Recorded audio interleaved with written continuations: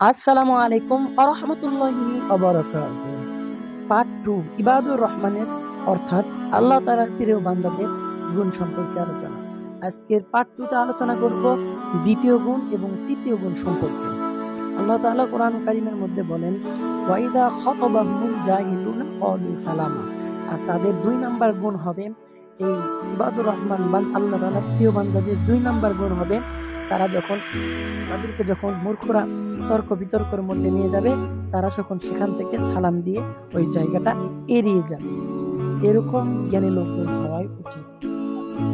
আর এই সম্পর্কে বলতে পারেন যে নম্র ভদ্রতার সাথে এটার অনেক মিল আছে।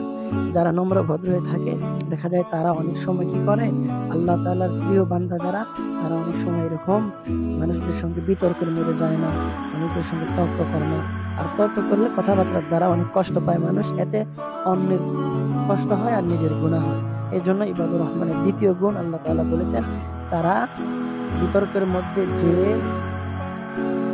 মানুষদেরকে কষ্ট দেয় না, অর্থাৎ বিতর্কের মধ্যে যায় না, ওখান থেকে সালাম দিয়ে জায়গাটা এড়িয়ে যায়। এবার আসেন 3 নাম্বার গুণ সম্পর্কে কথা বলি। 3 নাম্বার গুণ সম্পর্কে আল্লাহ তাআলা কোরআনুল কারীমের মধ্যে বলেন, ওয়াল্লাযিনা ইয়ারিসুনা লিরাব্বিহিম সুজদান ওয়া কিয়ামা।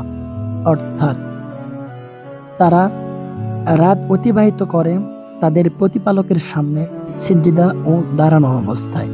সূরাতুল ফুরকান আয়াত নাম্বার 64। অর্থাৎ এই বান্দাগুলো ঘুমায় না, রাত বিরাত নফল নামাজের মধ্যে কাটায় দেয়। শুধু নফল নামাজ না, তারা কোরআন শরীফ তেলাওয়াত করে। আর রাত হলো সবচেয়ে দামি একটা সময়, কেননা শবে বরাত, শবে কদর, শবে মেরাজ সব মর্যাদাপূর্ণ কিন্তু রাত। পবিত্র কোরআন নাজিল হয়েছিল রাতে। আল্লাহ তাআলা বলেন, নিশ্চয় আমি এই কোরআনকে নাজিল করেছি সম্মানিত রজনীতে। এই ইবাদতের রাত্রিকে যে জাগ্রত হইয়া তাহাজ্জুদের নামাজ আদায় করে, আল্লাহ তাআলা তাকে অনেক অনেক পছন্দ করেন। তাই আল্লাহ তাআলার প্রেমিক হওয়ার জন্য আমাদেরকে রাত্রে নফল নামাজ আদায় করতে হবে। আরো কিছু জানতে চ্যানেলটাকে সাবস্ক্রাইব করে পাশে থাকবেন।